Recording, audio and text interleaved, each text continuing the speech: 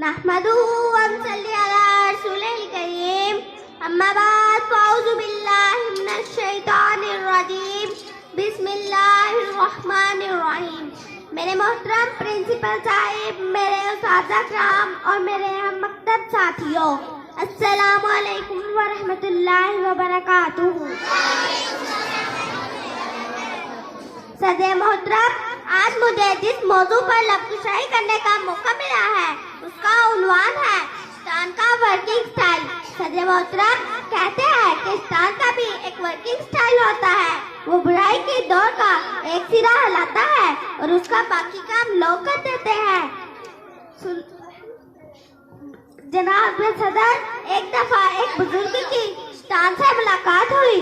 بزرگ نے شکوہ کیا کہ آج کل تم مخلوق خدا کو بہت گمراہ کر رہے ہو۔ شیطان بولا، جناب میں تو بس ایسے ہی بدنام ہو گیا ہوں، ورنہ میں تو پہلے ہی بہت گناہگار ہوں، اس لیے کم سے کم گناہ پر اکتفا کرتا ہوں۔ جناب صدر، بزرگ نے حیرانی سے پوچھا، پھر یہ شیطانی دھندے تیزر ہو گئے ہیں، یہ کس نے پھیلائے ہیں؟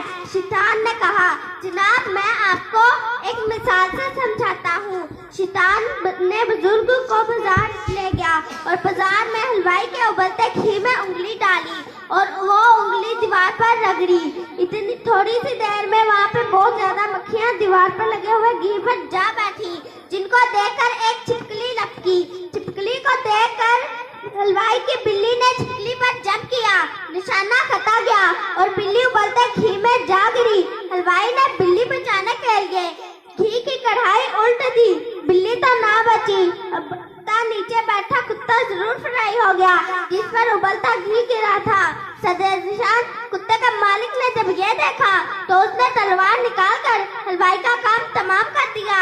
حلوائی کی موت پر سب دکاندار اکٹھے ہو گئے، انہوں نے اس کتے کا مالک کو مار ڈالا۔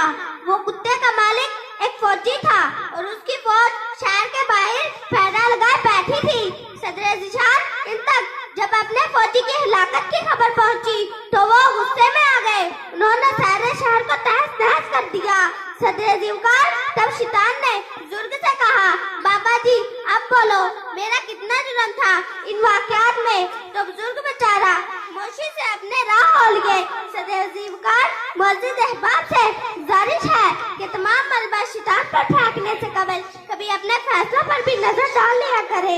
شیطان کا کام صرف انگلی لگانا اور بہکانا ہے، اور اس کے انگلی لگانے اور بہکانے کی وجہ سے انسان کیا کچھ کر جاتا ہے یہ خود انسان پر منحصر ہے۔ انسانی تعلیمات اس بات کی حکایت کرتی ہے کہ انسان کی گمراہی میں شیطان کا رول صرف افسانے اور بلانے کی حد تک ہے، اور شیطان انسان کو جبرا گمراہی کی طرف نہیں کھینچتا۔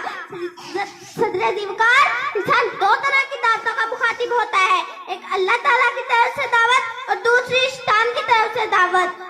انسان اپنے اختیار کے تحت ان دونوں میں سے کسی ایک کو اپناتا ہے۔ صدر ذیشان، جو لوگ اپنے اختیار اور ادارے سے شیطان کی دعوت کو قبول کر لیتے ہیں اور اس کو اپنے لیے بہترین نمونہ سمجھتے ہیں اور اس کے احکام کی پیروی کرتے ہیں، شیطان ان کے اوپر قابو پا لیتا ہے